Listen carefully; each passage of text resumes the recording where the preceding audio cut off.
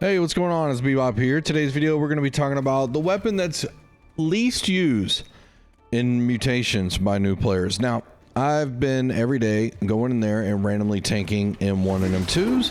You get the extra money and the 10,000 faction tokens. You can do 2 of them a day, so that's 20,000 faction tokens. I believe around 3,000 gold. Easy way to earn money. And seeing things that I used to do, or my group used to do when we were first learning how to play New World, we did not know how important the Great Axe was. As you see here, the mob was somewhat spread out. Now, if it was a normal tank and not someone who's experienced, the mob probably would have been more spread out than that. But you want a Great Axe to group up the enemies, okay? The better you group up the enemies, the faster you can take them down and kill them. And it's safer for the healer. A lot of people are not used to yet looking out for the healer, and healers out there, I'm sure you can attest to that. So with the greatsword, I can spin just like you saw there with the relentless rush, and then I can go ahead and slam down with rupture and group them up as good as I can. Now they nerfed the ability to really group up and clump up the enemies with that ability, and I really wish they would revert that for a lot more tanks that are greatsword tanking. I think they knew the greatsword tanking was going to make a comeback, and they didn't want the tanks just to group up the enemies, so maybe the other DPS didn't have to have a great axe to do it. So I feel like maybe that's why it was nerfed. I doubt it's for anything in PvP. Then again, if you're a main spearman, I had one stop by my stream yesterday. He mostly plays PvP and he wanted to get into PvE as a main spearman, and he said, what's my offhand, what can you give me a setup for the hatchet as an offhand? I said, no. If you're main spearman, you do not run hatchet offhand. That is a big no. You run a great axe, and then you run vines as a heart room. Now he asked because he wants to get into M3s. There are a lot of people out there, well, there's no point in running M3s, blah blah blah. Dude, it's the funness of the challenge, or it's the fun experience of the M3 that a lot of people end up falling in love with.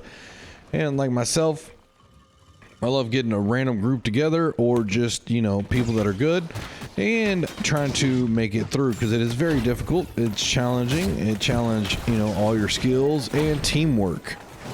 That's what's so fun about it. So, yeah, the rewards aren't going to go up to 725. They're going to be 675 to 700. And, you don't get as much money as you used to get for running them. They've really killed M3s, which I think is really going to kill the game eventually. But we'll get into that in a different video. Now, the Great Axe also is very important for being able to reap enemies with the reap ability closer to you, pulling archers closer to you in a lot of fights. And then the grab well is to group them up. You can put vines down after that, and then you can maelstrom. Maelstrom has a pretty good amount of damage for what it is. You can do the 1 spin or the 2 spin, and a Great Axe with enfeebling maelstrom on it is required. Any main spearman needs to have it. Okay, so if you look in the store, look for enfeebling maelstrom, which weakens the enemy, I believe is 27% for 8 seconds. So that on a huge group of mob, the skewer guy, which is the main spearman, which will also have the Great Axe, he's gonna basically skewer the most dangerous person around. And then you can group up all the other enemies and weaken them also. So you want a group weakening.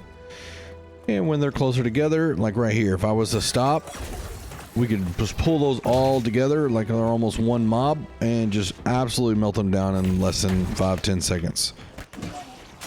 So in certain pools like this, when they group up pretty tight, you don't necessarily need the Great Axe, but on the next pool that you see here, it is really good to have a Great Axe. In an M3 and you don't have it here, it's gonna be tough. Okay, now I aggro immediately because I know those guys like to zoom off, and sometimes DPS like to hit, and I want to try to maintain aggro.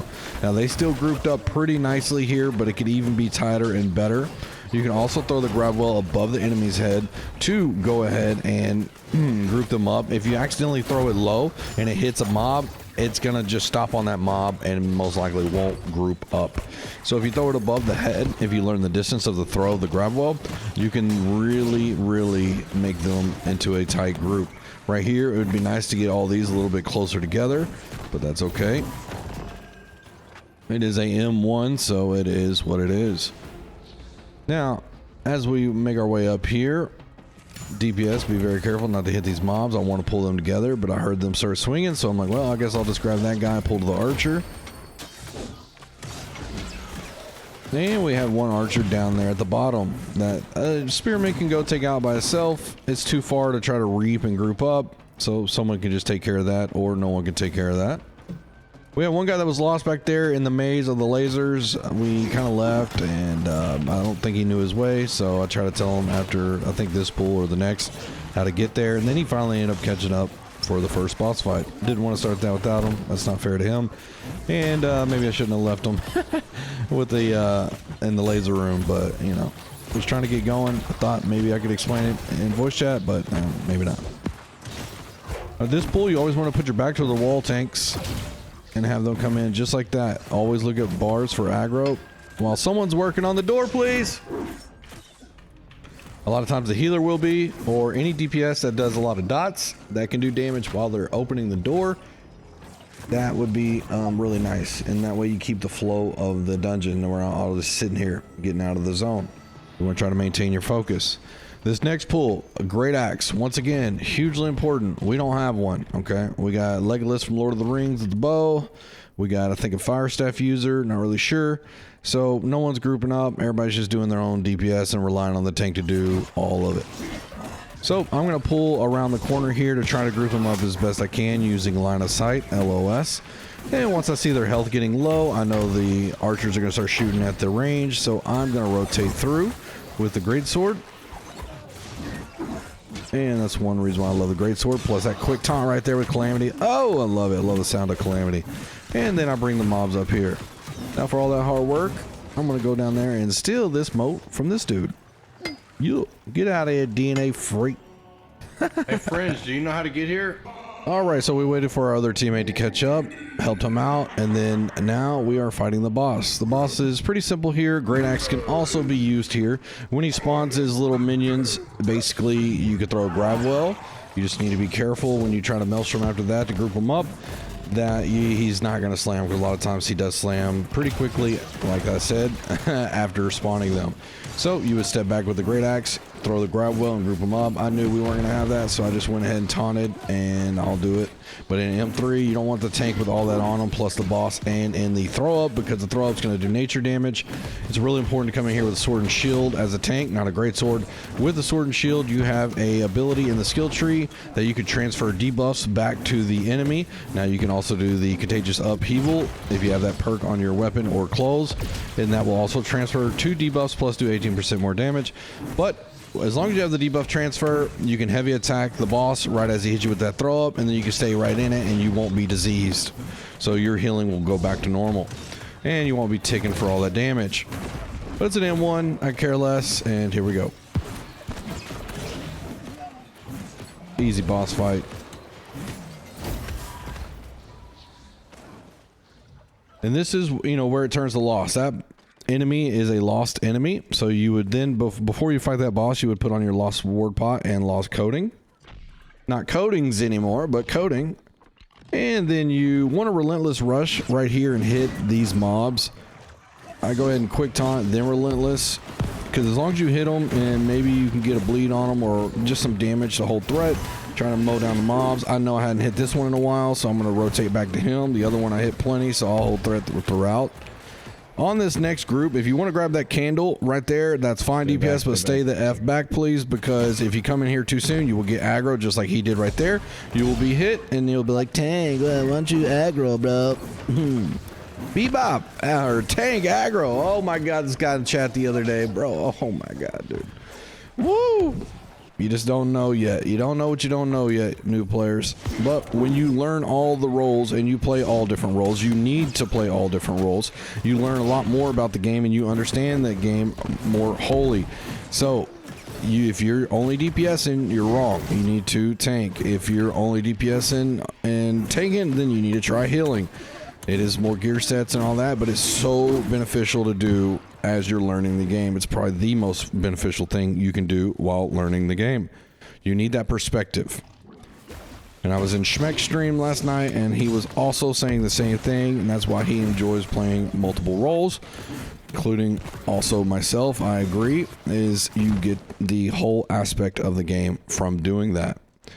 So right here, no one grabbed the candle, so I will go do that and magically come back. This way, you have to grab the candle from the box, and we got to fight this purple enemy. So come here, stand here, DPS. Stand here. Trying to explain this to him. Tank, please. Now, if you're ranged, you will have that purple circle that spawns on you. A lot of times, if you put a Ice Gauntlet pylon down, you can get that circle to proc on it, and it won't kill nobody. In the M3, that dude would have died really fast on the first wave. If you break the chain, it will stun everybody. Please don't do that. You really just want to stay in there in the fight and try to dodge the lines of the enemies. I'm pressing forward here. Tanks, you don't really want to press forward like that if you have melee. I knew we were all ranged here, so I'm just pressing forward doing damage myself. That way we can get through this fight. But if you're melee there, you got to realize that boss is going to go back. He wants you to attack him and go to him, Tank, because he will then back hit the teammates. Right here, I'm going to aggro and go toward the shrine. This is really where you want to make this pull. Now, a lot of times with my group, I have not been coming down here, but in M3s, you really want to hit the shrine so that way if anybody died on that purple boss, which a lot of people do, then you can bring the mobs down here. Well, you shouldn't hit until you see where the tank's going. And right there, the guy was asking me to basically speak before, you know, pulling, so they know where I'm going. DPS, just chill, wait for the tank to pull. And then once the tank taunts, then you can go ahead and start swinging. Now the tank needs to do damage, because if he just taunts and doesn't do damage, then you will lose aggro quickly. Like right back there, you see that ghost? I aggroed him, he went back there. If they start hitting him, he's going to stay with them and then wonder why I don't have aggro. Because it takes about 3 seconds for the aggro to kick in. So you have to let him just do his thing. He's going to do his initial attack that he had already pre-selected somebody to go to, and then he'll come back. If you start swinging on him, you will catch the aggro, and then next thing you know, you're in the chat wondering why the tank can't hold aggro. Well, it's because you don't understand the mechanics of the game, which is fine because you're new. All right. Well, you would understand it if you actually tanked and you got that experience, and that's the importance of doing multiple roles. Also, when you heal, you will understand how much aggro you get by throwing heals and how many crawlers end up on you. If you don't have a good tank that's aware of that, whoo, good luck. That's one reason I love the greatsword, is because you can constantly get taunts. Only one person needs to grab that. It's a key. Refresh a move. Someone grab this torch. Trenchant strikes on the greatsword. Both lasers, really good for tanks. You're going to take it up top on the stairs, and you're going to disarm the lasers. So I was trying to explain, you grab that torch, you let us through the lasers, and then you go upstairs to disarm the light. Nope. Now this dude just started running up there, and you'll hear me explain it. Let us through this laser. You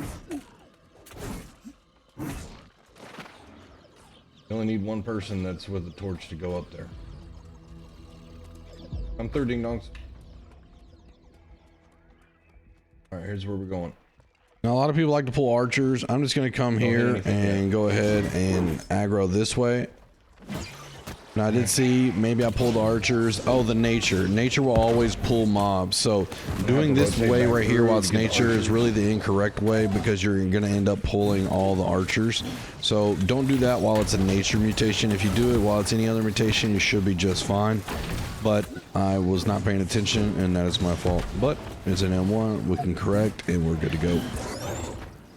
Yeah, that's the thing about nature mutations. You could try to individually pull mobs, especially like in Genesis, that first room where the archer is and the soldier.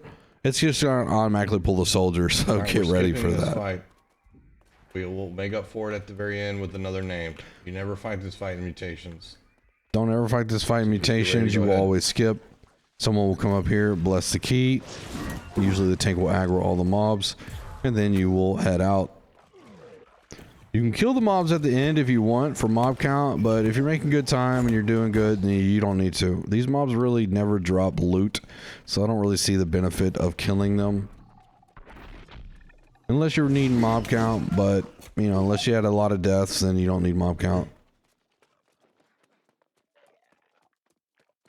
Drag these archers all the way down, tanks. Alright, pulling these archers down range, don't hit them. Now I knew we didn't have a great axe, so they weren't going to get grouped, and it's just going to take too much time. So pull them down is just a better way of doing it. Healer, put your back right here in the corner. Shoot those mobs at the very end, at the bottom. Have the healer shoot those mobs at the end to pull them. You save your taunt for when those archers come.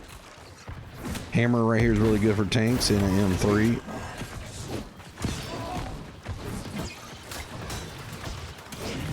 If it's silence weak, you got to be careful. If you get stuck over there in the corner and you can't get out, you're going to get burned, baby. If it's the silence that ends up proccing fire at the end. Right here, you want to try to do your best grouping up. I usually like to dodge the first 2 shots and then relentless rush and pull, but now they do the whole stagger thing, so I got pushed over here, which kind of worked out. All the group came to at least one archer. If you have a great axe, you can reap the other archer over, maelstrom in, and group them up. Or you just have one person go over there and kill them. But in M3, whoo, that's a one shot. All right, go ahead and pull that ghost, healer. Pull the orange ghost.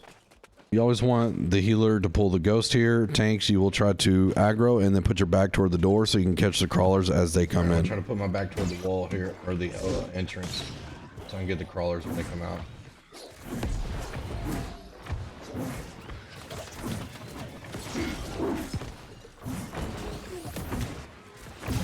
If not, they will go straight to the healer, and you don't want that. Nice.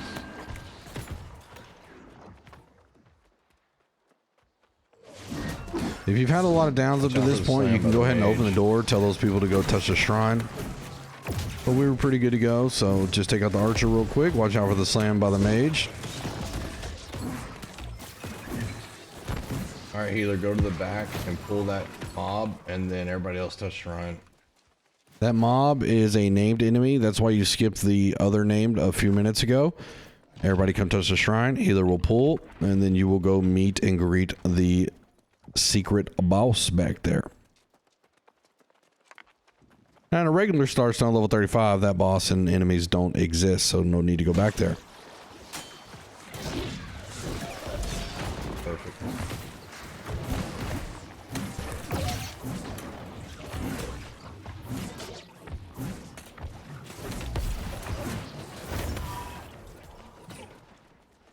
All right, this final boss has a lot of physical protection, so elemental damage is really good, whether it be a topaz in your weapon or a rune glass or whatever you got.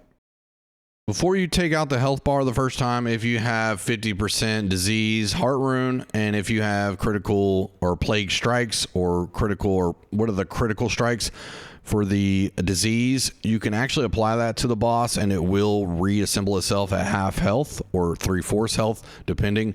So when it does that, it will also start jumping. When it lands, shoot it in the eye, the red eye, and it will stop jumping. Throw 3 bones on the ground, so everybody needs to stay close because it's going to spawn skeletons. And here we go.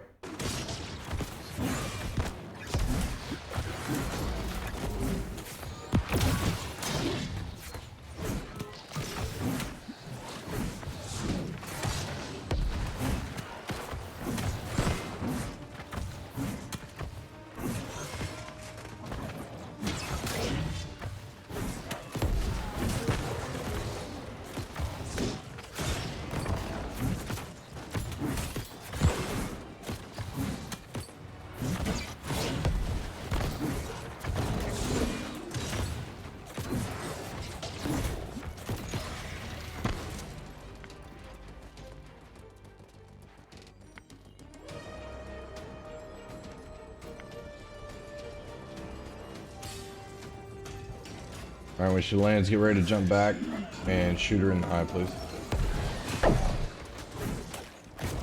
Thank you. Now get close, stay close here. She throws 3 bones. You'll just need to know it in later mutations. If you're far away, you're gonna get the healer killed every time. Watch out. Nice.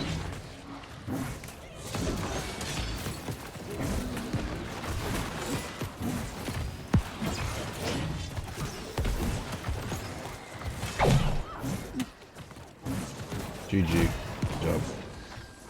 All right, well, that sums that up. I stream every day live on Twitch.